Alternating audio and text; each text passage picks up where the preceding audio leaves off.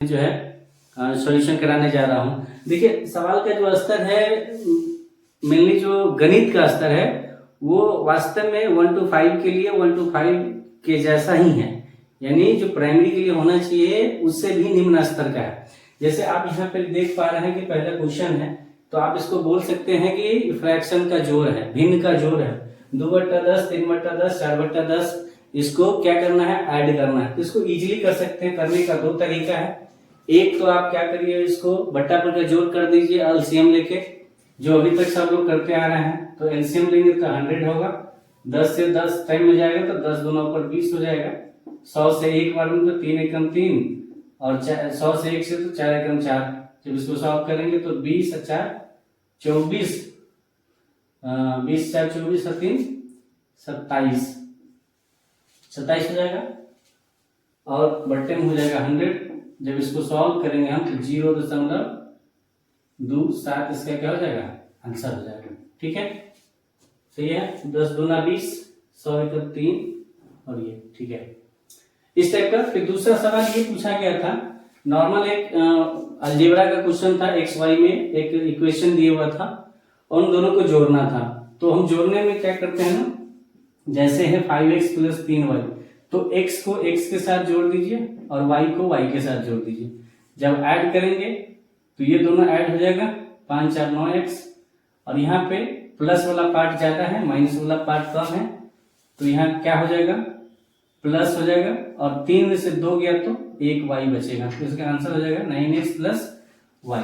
उसी तरीके से एक और क्वेश्चन पूछा गया था, बोला गया था कि बताइए जो हमारा ढोलक होता है, ढोलक, वो ढोलक किस आकार का होता है। तो ढोलक जनरली इसी प्रकार का होता है। ढोलक, जो ढोलक बजाया जाता है उस ढोलक का आकार क्या है गणित में, तो ढोलक किस आकार का होता है, बेलनाकार आकार का होता है।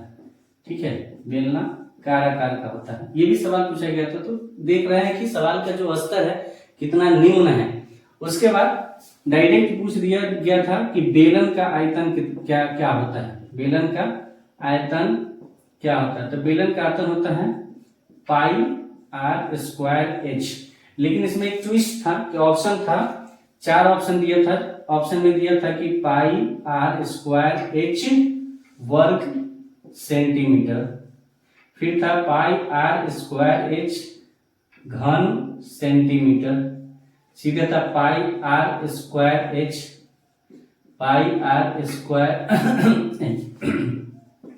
इस टाइप का ऑप्शन था।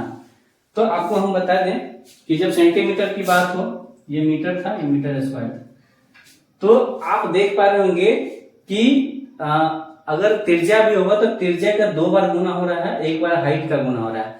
तो मान लीजिए कि अगर ये सेंटीमीटर है तो ये सेंटीमीटर का स्क्वायर होगा, और h भी अगर सेंटीमीटर है तो ये भी सेंटीमीटर होगा। तो जो मल्टीप्लाई में इसका पावर ऐड होगा तो देखिएगा सेंटीमीटर सेंटीमीटर क्यूब होगा। कोई भी जो त्रिविमीय आकृति होती है उसका जो आयतन होता है हमेशा घन में आता है, चाहे वो घन सेंटीमीटर या घन मीटर में आता है। तो इसका जो आंसर हो जाएगा वो हो जाएगा ऑप्शन नंबर बी। बहुत लोग दरपरी में क्या किए होंगे कि इसको भी मार दिए होंगे, या नॉर्मली πr² था मीटर में, वो भी मार दिए होंगे। ठीक है, तो इन सब चीजों का ध्यान रखना है।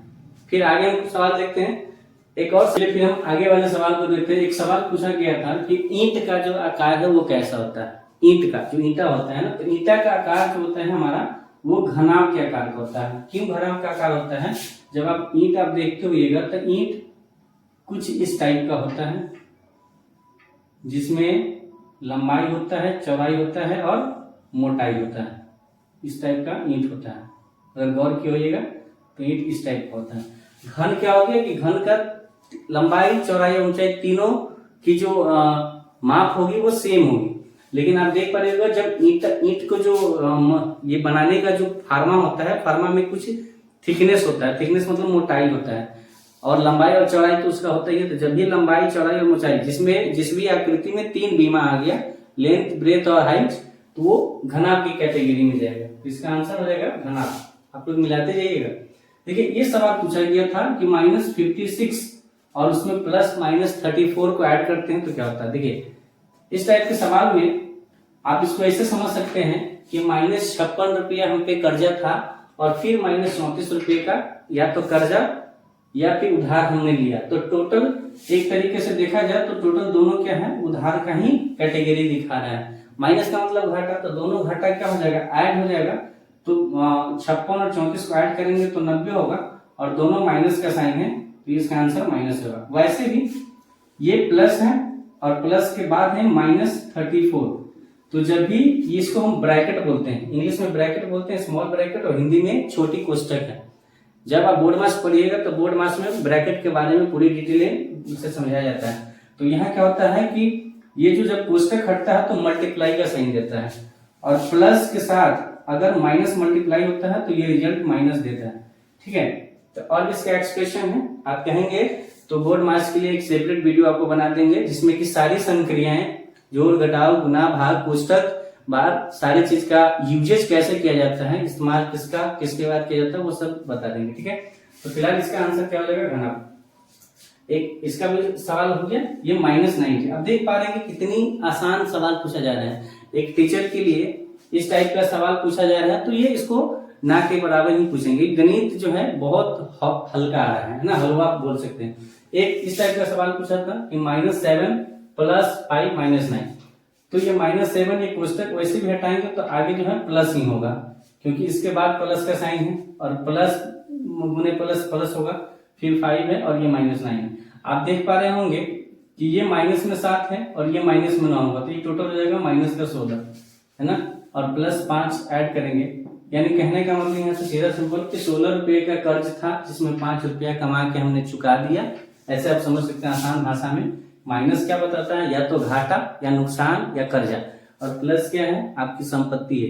तो टोटल 16 रुपये का आपका लॉस था, 5 रुपया आपने उसमें ऐड कर दिया, तो लॉस अब बचा कितने का, तो 11 रुपए का। तो इसका आंसर हो जाएगा -11। सवाल देखते हैं। एक सवाल था कि a बराबर -3/4 दिया है और b बराबर 5/6 दिया है। तो बताया गया है कि इन दोनों के बीच में जो दिया गया 4 ऑप्शन है उसमें से कौन सा एक ऑप्शन है जो इन दोनों के बीच में नहीं आता है। तो बीच में निकालने के लिए तो बट्टा पर है, तो इसका अगर एग्जैक्ट वैल्यू हम निकाल लें और इन सभी का भी अगर पूरा मान दशमलव में निकाल ले 2 अंकों तक, तो हम अनुमान लगा सकते हैं कि कौन बाहर है कौन बाहर। तो देखिए a का मान अगर हम निकालना चाहें -3/4 को, तो अगर डिवाइड करेंगे तो ये देगा हमको -0.75, और b हमारा देगा कितना 5/6, और 5/6 को जब हम डिवाइड करेंगे तो 0.82 और 18 और 3 का रिपीटेशन होने लगा, तो हम 2 अंक तक लेते हैं। अब बाकी ये बारी बारी से हम चारों ऑप्शन को, एक तो ये दिख रहा है कि ये 0 है ना, तो 0 तो इन दोनों के बीच में आ जाएगा। ये माइनस का चीज है, ये प्लस का चीज है, तो माइनस, ये जो नंबर लाइन है, नंबर लाइन जिस संख्या देगा जिसपे बीचों बीच 0 होता है, 0 के दाएं तरफ पॉजिटिव नंबर होता है और 0 के बाएं तरफ निगेटिव नंबर होता है। तो हमको तो पता है या निगेटिव और पॉजिटिव के बीच में 0, तो ये तो होगा नहीं। -2/5, तो -2/5 को अगर हम सॉल्व करते हैं -2/5 को, तो ये हमको देगा -0.40। यानी इसको आप 40 नहीं पढ़ सकते हैं, दशमलव के बाद कोई भी नंबर को अलग अलग बोला जाता है, तो 0.40 आ रहा है। उसके बाद a को -1/2 को अगर हम सॉल्व करते हैं तो ये आएगा -0.50 हाफ, और ये -7/9 को अगर हम करते हैं तो ये आ जाएगा -0.97367 फिर 973, ये 7 का रिपीटेशन। तो देखिए यहाँ पे निगेटिव कितना था, -0.75, और इधर पॉजिटिव नंबर कितना है, यहाँ पर और कितना नंबर है 0.83, ये प्लस में, इन दोनों के बीच में एक तो 0 नहीं हो, 2/5 -4/5 से है। तो देखिए बाएं तरफ, 0 के बाएं तरफ जितना बड़ा नंबर होता है उतना वो छोटा होता है, और जितना छोटा नंबर होता है उतना बड़ा होता है माइनस में, और इसका इनवर्स होता है, उल्टा होता है पॉजिटिव नंबर में। पॉजिटिव नंबर जितना बड़ा उतना ही बड़ा होता है, लेकिन निगेटिव में ऐसा नहीं होता। निगेटिव जितना बड़ा देखने में लगता है उतना ही बड़ा वो छोटा होता है।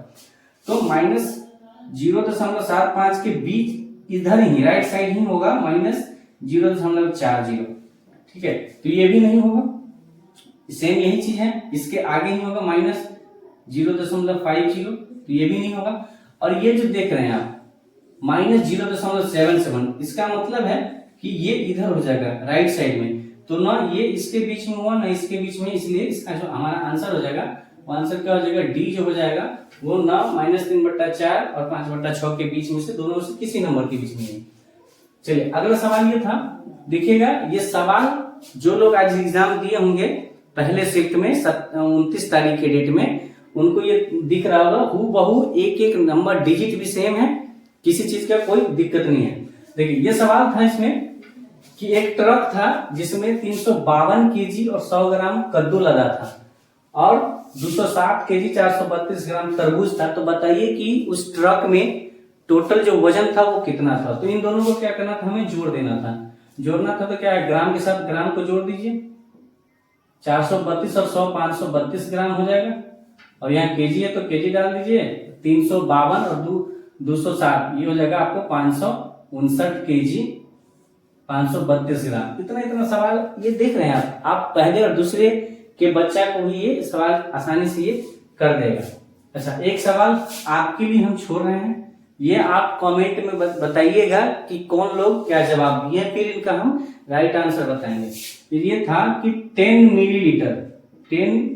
मिलीमीटर बराबर क्या था। ऑप्शन था आपका एक हाथ, ऐसे ही ऑप्शन था नाप के, यानी नाप के एक हाथ, बी में था 1 सेंटीमीटर, सी में था 1 किलोमीटर और डी में था 1 मीटर।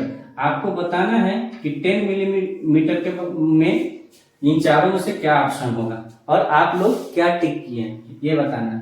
चलिए फिर अगले सवाल देखते हैं। देखिए एक सवाल था कि 8.5 में से यानी 8.5 में से 625/100 को घटाना था। तो इसका जो है आंसर में जो ऑप्शन था वो ऑप्शन ही गलत था, ठीक है।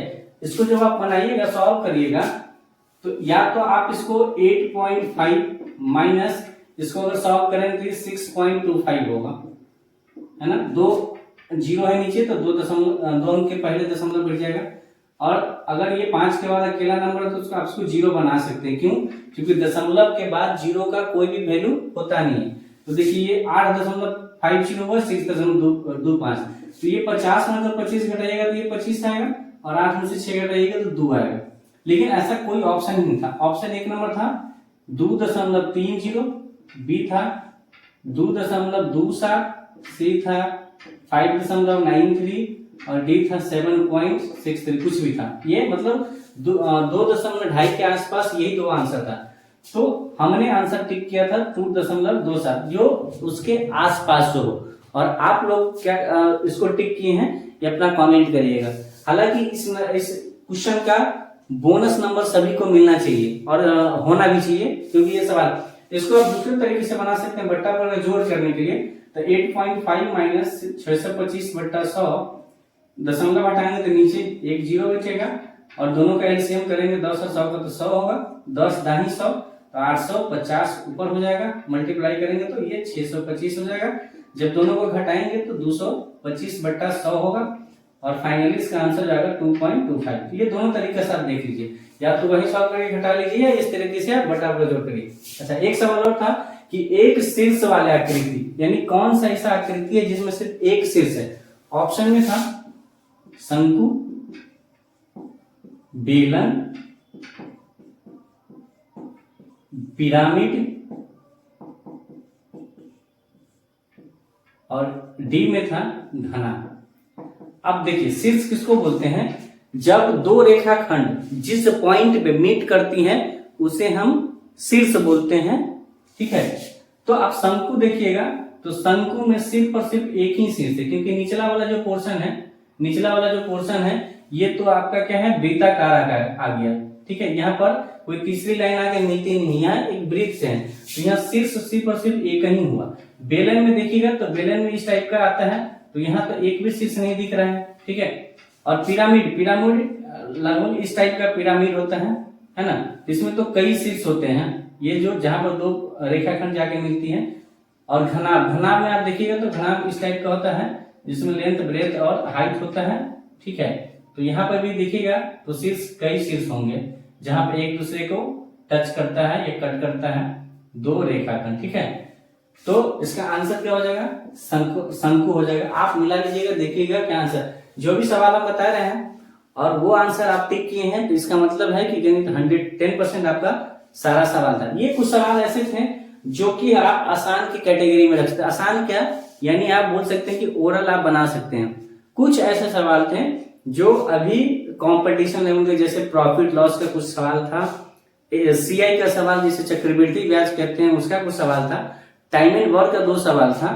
ठीक है, तो उसको हम देखते हैं फिर नेक्स्ट पार्ट में। तब तक अभी देख के मिलाइए, और जो आपके द्वारा एक सवाल दिया गया है 10 मिलीलीटर बराबर क्या होता है वो आप आंसर करिएगा। ठीक है।